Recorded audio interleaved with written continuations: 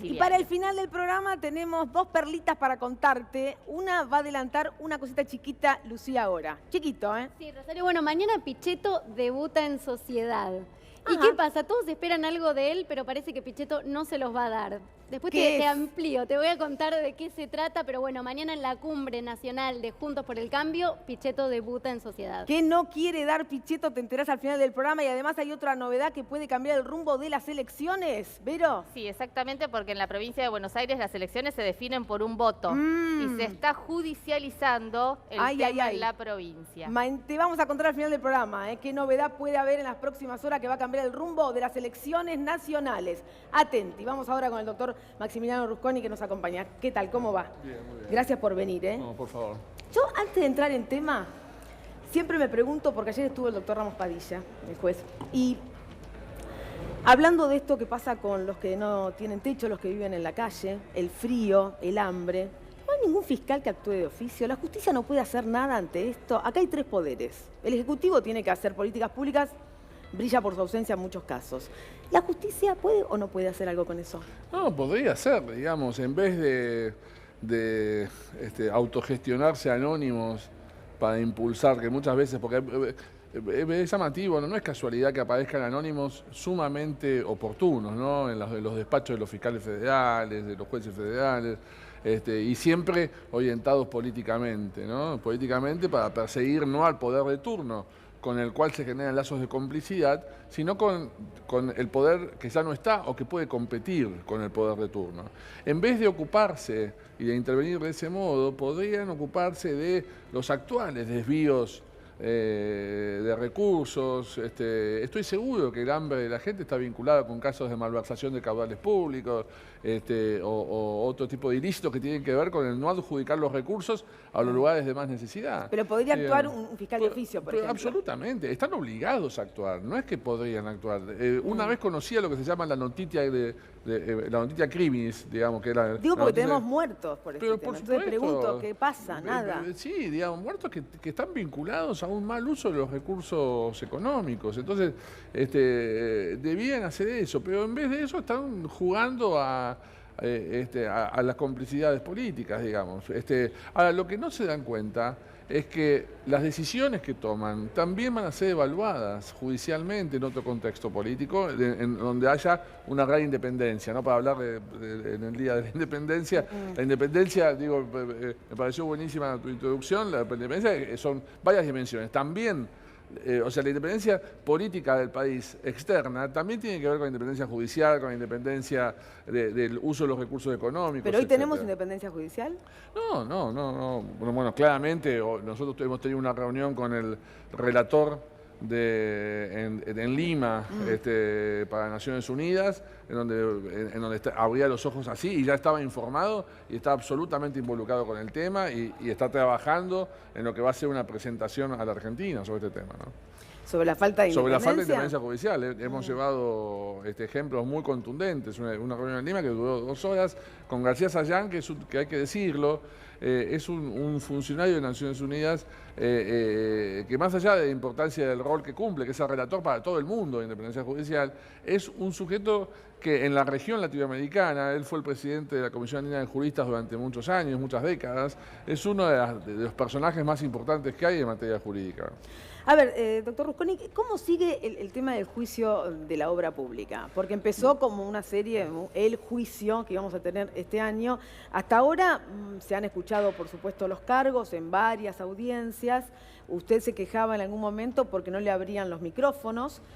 Y ahora se sumó otro episodio que tiene que ver con no permitir algunas cuestiones, ¿es así? Sí, a ver, lo que es muy llamativo es los ciclos, es una justicia ciclotímica, ¿no? Entre otras cosas, que tiene que ver con la falta de independencia. Entonces, cuando hubo que escuchar de modo tedioso lecturas durante varios días de los fiscales de la acusación, cuando hubo que sacar fotos a la expresidenta, a Julio De Vido, nuestro defendido, etcétera, bueno, todo eso se difundió de un modo contundente, explosivo, ¿no?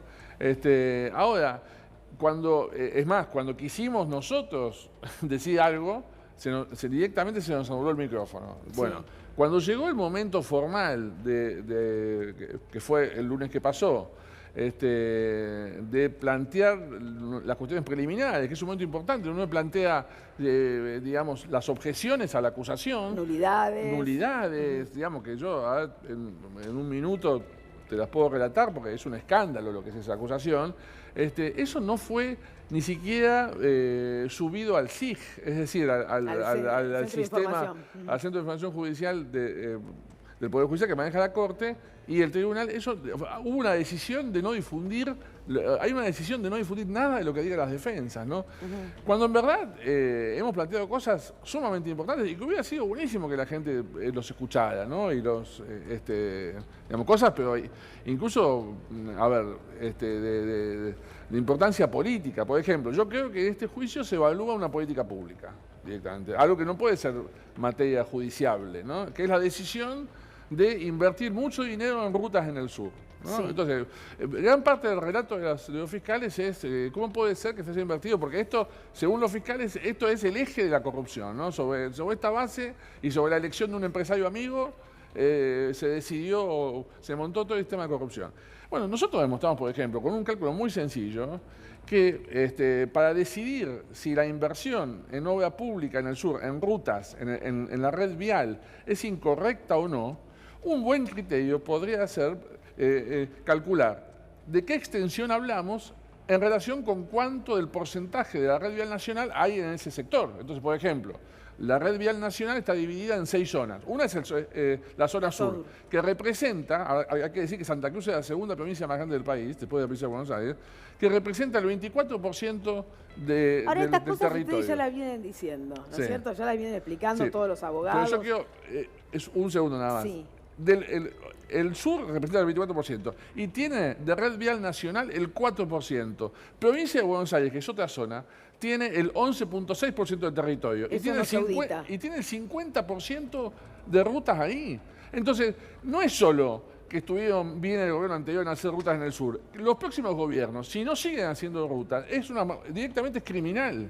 Digamos, ¿no?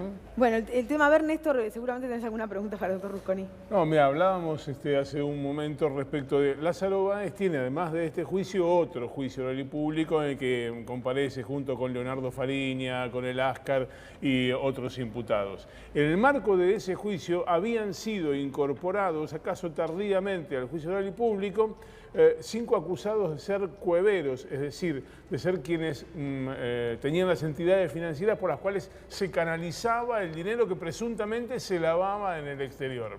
El tribunal resolvió apartarlos de ese juicio y entre las razones que argumentó es que no estaba completa la prueba. Es decir, en un juicio que ya estaba lanzado, a 5 imputados nuevos le dijeron, no, vea, ustedes esperen para una segunda etapa porque falta terminar la prueba respecto de ustedes. Es el criterio exactamente opuesto al utilizado para poner el juicio oral y público a la expresidenta Cristina Fernández de Kirchner en este juicio del que hablaba Maximiliano Rusconi. Sí, con la aclaración de que se resolvió lo contrario, no hay ninguna prueba. Es decir, se habla, por ejemplo, de que las obras estuvieron entregadas tardíamente, que fueron costosas, todo lo cual está demostrado incluso al revés, ¿no? que nada de esto sucedió.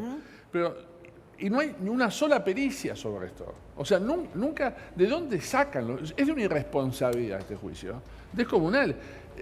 Ahora, ¿qué posibilidades existen de que en alguna instancia se atiendan estas cuestiones que ustedes vienen repitiendo hace tiempo? Porque como estamos en un año electoral, presumo que quizás hasta que no cambien los tiempos políticos, si es que cambian, me parece que la justicia tampoco, o el Poder Judicial, mejor dicho, va a cambiar. No, a ver, es cierto, los jueces no van a cambiar, yo tengo cero fe, lo cual habla, es tristísimo, ¿no? Decir esto, horrible.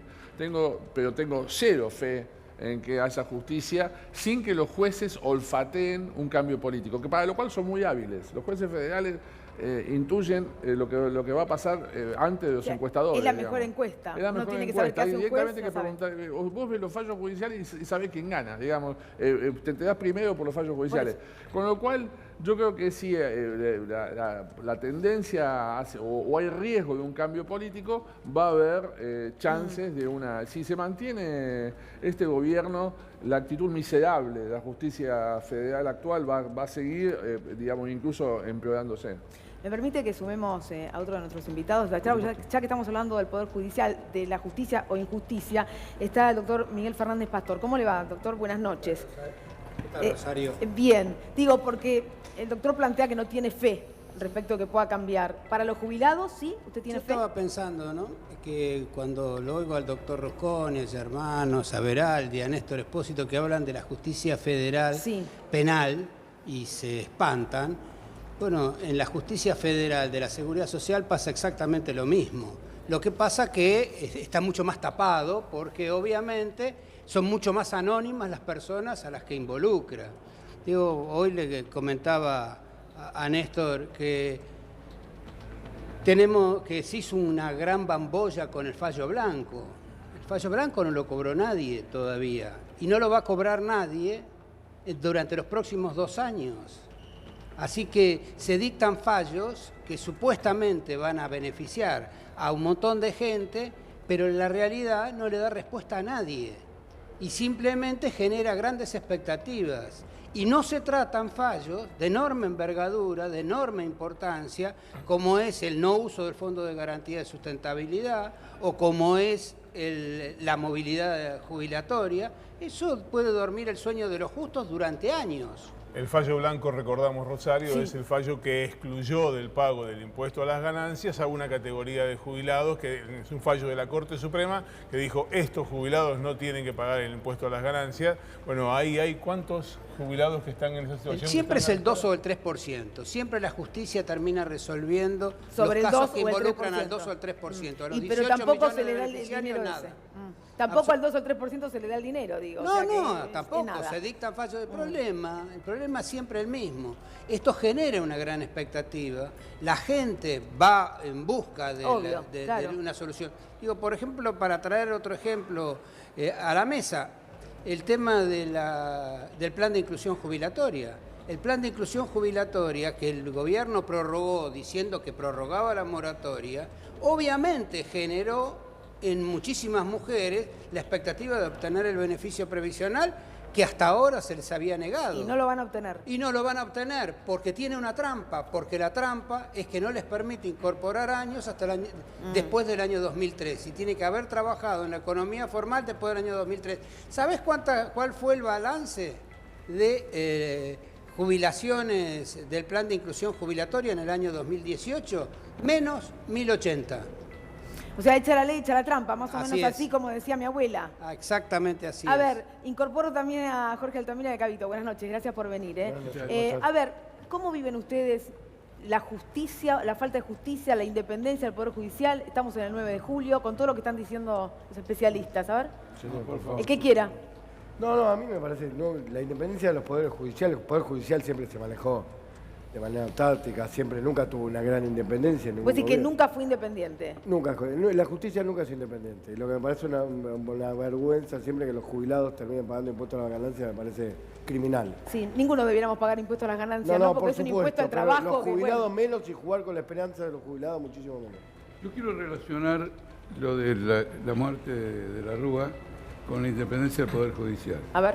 Porque a mí lo que me produce dolor hoy, ya que se habla del dolor, del argentinazo y de esos días, es que asesinaron a 36 jóvenes, autos sin placa, y hasta el día de hoy ningún gobierno y ningún poder judicial se dedicó a investigar quién lo hizo. Ahí tenés los autos sin placa, los servicios de inteligencia.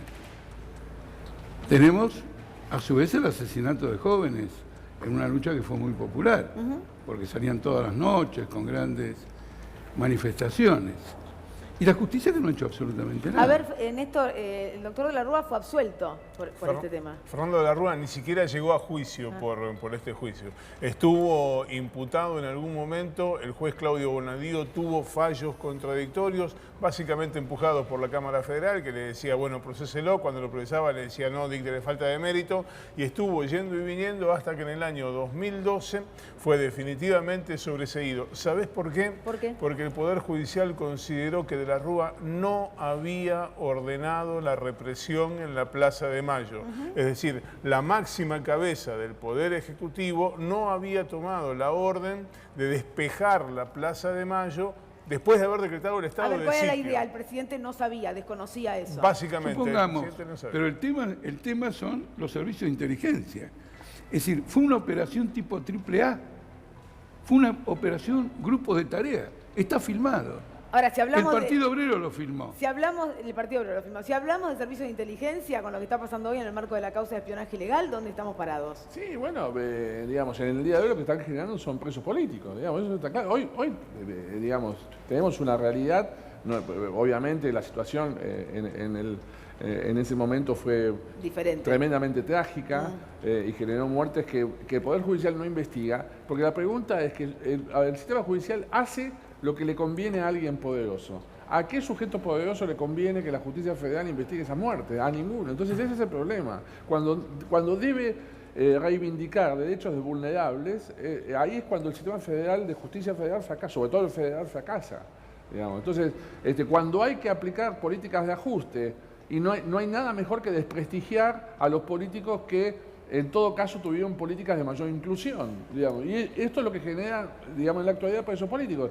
Esta es la realidad, digamos. Ahora, Cabito nos decía recién que cree que esto pasó siempre. Entonces, digamos, no hay esperanzas nunca de que se pueda cambiar, porque la garantía del sistema democrático es la justicia, es el Poder Judicial. Yo coincido que pasó siempre, pero no en el mismo nivel de trascendencia. Es decir, la situación fue cada vez peor. O sea, cada vez es un poco peor. Entonces nos sorprendemos de nuestro presente y el día de mañana es peor. Por eso creo que el nuevo digamos, si asume un nuevo gobierno con capacidad de comprometerse con la República, tiene que refundar el sistema judicial directamente. O sea, y esto significa decisiones digamos, importantes, ¿no? A través de los mecanismos legales, pero es necesario refundar la justicia federal. A ver, para los jubilados también es necesario refundar. Por supuesto, aparte no hay que olvidarse que el único poder del Estado que no se recicló posteriormente a la dictadura fue el Poder Judicial. Todos los demás tuvieron que rehacer todos sus cuadros, todas sus estructuras, así que viene una vieja cultura de la represión dentro del Poder Judicial. Eso no hay que olvidarse nunca, porque los jueces, muchos de ellos, siguen siendo o fueron funcionarios en la época de la dictadura. No, puedo agregar algo, sí, claro, aquí. No solamente el Poder Judicial continuó, sino toda la legislación de la dictadura se mantuvo en pie. Por una teoría que tienen los parlamentarios, que tienen los partidos tradicionales, según el cual hay que mantener la continuidad jurídica del Estado. Entonces, como mantenemos la continuidad jurídica del Estado, nos quedamos con los jueces que nombró la dictadura y nos quedamos con la deuda externa que contrajo la dictadura. Para hacer un cambio hay que convocar a una asamblea constituyente soberana, porque esto no lo va a cambiar ningún procedimiento parlamentario.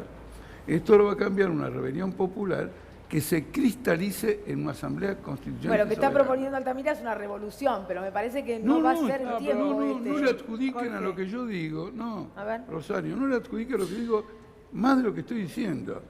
Cuando algo es muy profundo, en medicina, cuando hay que tratar algo que es muy profundo, se opera. Y en otros casos y acá hay que operar, se le dice, haga, camine 40 cuadras por día. Operadores hay un montón, Jorge, operadores hay un montón para esto, ¿no, Cabito? Digo, nos sobran operadores, en realidad. Está lleno de operadores. El tema es para qué. No, se trata, es decir, se trata de una cirugía, porque es una situación completamente límite. Escúchame una cosa, ¿quién está yendo a Comodoro Pi? Todos los capos de la industria y de la banca argentina. Usted tiene a la clase capitalista que mueve las inversiones. Pero están yendo un ratito y se van a la casa. Sí, 3 minutos. Por supuesto, hay muchos. Y algunos se arrepenten están siendo a los únicos fines. ¿Cómo? Están siendo libertad, pero yo, digamos, retomando, No, pero yo digo, alcanza con funcionarios dignos y valientes. Yo quiero recordar un solo ejemplo. Después de la dictadura, la última dictadura anterior a Cámpora, cuando asume Cámpora, había un gran problema. Y era el enjambre de decretos leyes, que era el mecanismo que usaban los gobiernos de facto para legislar con apariencia de legitimidad. Apareció un procurador que todavía vive, que es miembro, hasta hace poco fue miembro del Tribunal Supremo Español, argentino, Enrique Bacigalupo, que su primer acto, ¿sabe cuál fue? Declarar la inconstitucionalidad de los decretos leyes en 1 minuto y medio. Fue su primer acto como procurador. Y se acabó. Algo que era un problema enorme para el gobierno de Cámpora se resolvió en 1 minuto con un jurista con seriedad académica, con seriedad, ética. Yo creo que el ejemplo... hay que acompañar, yo creo, coincido que hay reformas que son un poco más profundas en lo institucional, pero me parece que... creo que el ejemplo es muy apropiado para lo que yo sostengo. El procurador Bacigalupo dio ese dictamen. Así es. Después cayeron Cámpora, Videgain, Obregón Cano. Es decir, determinados actos provocaron una reacción política del establishment que pavimentó el camino hacia la dictadura militar. Ese gobierno terminó organizando las AAA. No tratemos de banalizar esto. No tratemos de banalizar. Argentina ha sufrido, como consecuencia de este régimen político, no solo que haya hoy mucha gente en la calle, en el estado que vos describís. De eso es interesante hablar, ¿no? Porque yo le preguntaba al doctor Rusconi qué se hace con la gente en situación de calle, ante lo que el gobierno entiende que estamos en una especie, ¿cómo decías, Lucía, en un veranito económico? En un veranito económico. En el gobierno dicen, bueno, que cambió el clima, que no van a salir a hablar de economía, por supuesto, en la campaña, pero creen que está todo más tranquilo. Quieren que el dólar llegue estable hasta las PASO, que eso es fundamental, y dicen que, bueno, que aumenta el consumo y que hay varios valores a favor del gobierno, entonces... están tranquilos en un nivel de gobernabilidad, que no va a haber un estallido y que así se puede sostener hasta las PASO. A ver, le quiero preguntar a Cabito como ciudadano, ¿vos sentís que hay un verano, que esto está tranquilo, que la cosa mejora? Me parece hasta morbosa la palabra utilizar verano económico con la gente muriendo de frío, me parece hasta de mal gusto, te diría, desde lo semántico. No, me parece que también hay gran responsabilidad del gobierno, el Estado tiene que estar más presente y también tenemos que estar presentes nosotros como individuos, qué hacemos por el otro, porque siempre... ponemos en el gobierno, el que sea, el que vos quieras, siempre ponemos el destino de cada uno de nosotros y nosotros individualmente podemos cambiar el destino del que tenemos al lado, gente en situación de calle, podemos colaborar, preguntémonos cada uno de nosotros qué hacemos por el resto, cada uno de nosotros qué hacemos por el mercado interno, el aumento del mercado interno a veces hay que militar, y militarlo cada uno de nosotros y dejar ir a comprar al supermercado y comprarle al almacenero y al carnicero de tu barrio. Esa es una manera de militarlo. Eso puede hacerlo 1 o 2 personas, 20.000, todos lo podemos hacer. 100.000. Quiero decirte, la solidaridad también está expresada en esta sociedad. Pero si no hay una política pública que sea sostenida en el tiempo. Eso no tengo la menor duda, claro. Pero a veces uno con llevar una frazada siente que bueno, yo ya lo hice, yo ya colaboré y hay que poner un poco más. A veces un abrigo es una palabra, es tocar a una persona, no dejar una frazada en un bolso y salir con el auto. Bueno, pero esas son realidades, no sé qué piensan ustedes, que no nos gusta ver, ¿no, doctor? Yo quería hacer un comentario porque me parece que por ahí no tomamos conciencia que la seguridad social es un derecho humano, declarado en 1948, hace 72 años o 71 años y medio, que fue declarada como un derecho humano. Y todas estas cosas que pasan en la calle son temas que se pueden resolver desde la seguridad social. El problema central es que la justicia no toma conciencia de que es un derecho humano. Y particularmente los jueces de la seguridad social, porque si tenemos un fuero específico de la seguridad social, lo que tendrían que hacer es intervenir ellos y obligar al poder político a que dé solución a esos problemas. Y aparte, Rosario, perdón, nos empezamos a dar cuenta y a notar cuando empieza a pasar en Capital Federal, que es el distrito escandalosamente más rico del país. Si la situación está así en Capital Federal, ¿tenemos idea y noción de lo que pasa en las provincias con personas muriendo de frío, de la situación de calle? Ha habido muertos en todo el país. Por eso, pero empezamos a observar un poquito cuando nos empieza a pasar alrededor. Doctor Landó, buenas noches. Bienvenido. ¿Cómo le va? Estamos hablando de la gente que está en situación de calle, del rol de la justicia, de las políticas públicas. ¿Cómo ha vivido estos días? Hoy que es 9 de julio, Día de la Independencia.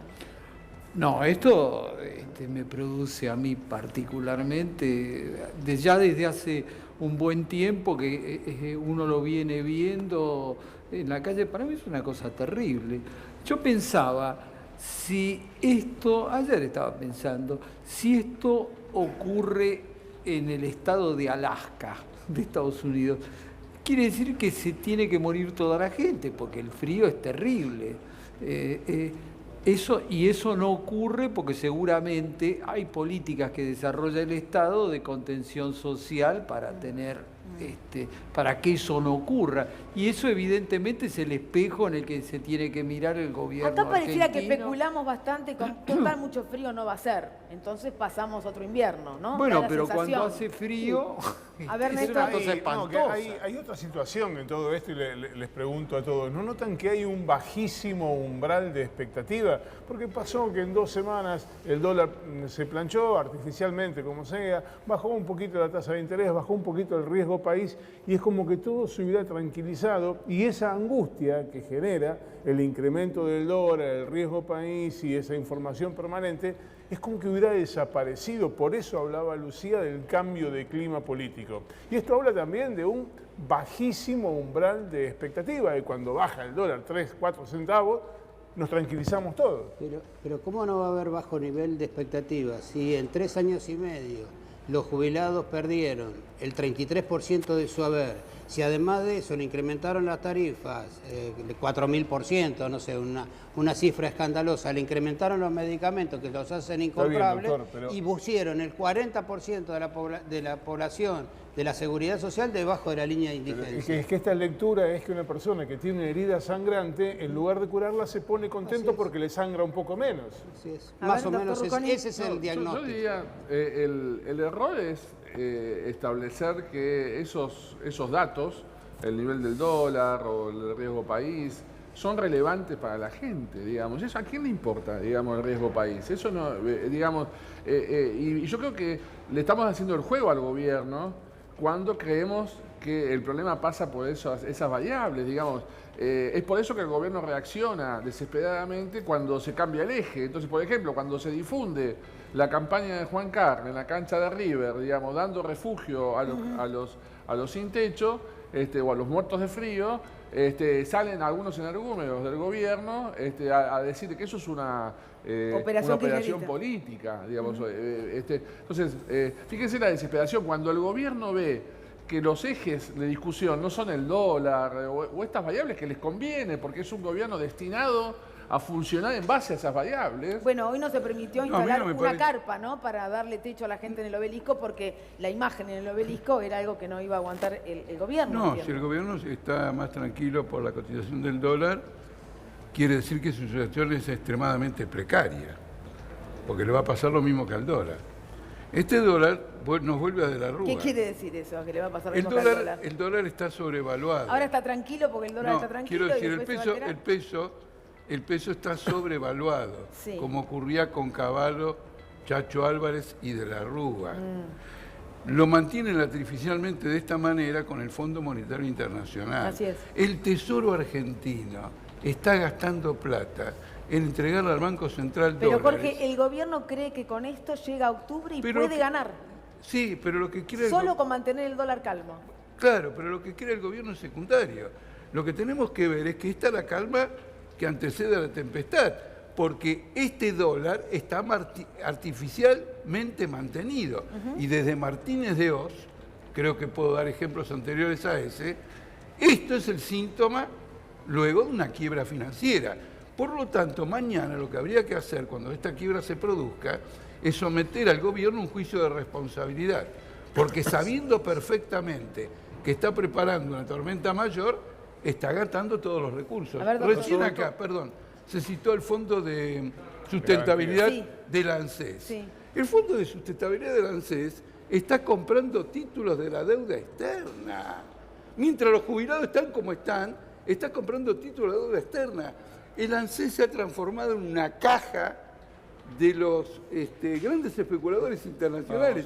No solo eso de lo que dice Altamira. Sí. Además de eso, se están gastando 80.000 millones de pesos, el equivalente a casi 2.000 millones de dólares, para el pago de prestaciones de la seguridad social por la reparación histórica, cuando todavía tienen fondos del blanqueo. Es decir, están haciendo un mal uso de los recursos de la seguridad social, todos producto de ¿qué? Del convenio con el Fondo Monetario Internacional. Pero sobre todo no hay que olvidarse que este precio del dólar nos costó 180.000 millones de dólares.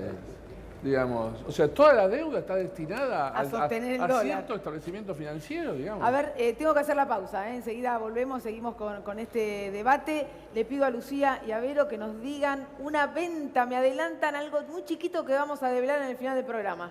Bueno, Rosario, te contamos que mañana Pichetto debuta en Sociedad y le van a pedir algo a Pichetto que Pichetto no quiere dar, después te vamos a contar. ¿De qué se trata? Vero. Bueno, mañana resuelve la justicia la candidatura de un candidato, valga la redundancia, que está hablando de una proscripción implícita en la provincia de Buenos Aires. Fundamental la suerte de las elecciones con ese candidato. Hacemos la pausa y volvemos, hay otra historia. Quédate.